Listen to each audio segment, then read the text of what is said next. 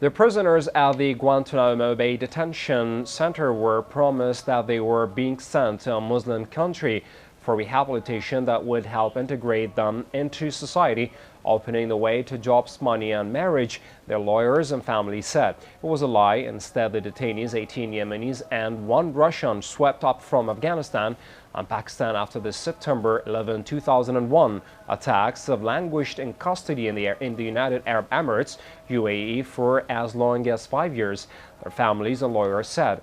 Ensure sporadic phone calls from undisclosed locations in the UAE, including a notorious prison rife, with torture several whispered to their families that as bad as life in Guantanamo was, they wished they could return there. When one complained of pressures 3 years ago, the call was cut off. He has not been heard from since.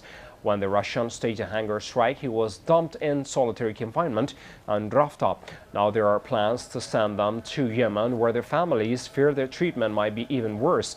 A senior Yemeni government official confirmed the plans pending security arrangements, and a U.S. Department of State official indicated the U.S. government was aware that it was happening. Both officials spoke on condition that their names not be mentioned because they were not authorized to speak to the press. The UAE did not respond to requests for comment. Human rights experts described the men's upcoming repatriation as a forced return, warning that it contravenes international laws. Their destination is a poor Arab country racked by a grinding civil war.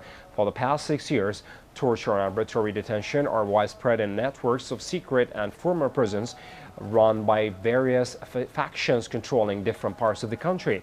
Here, the legitimate government itself is not safe.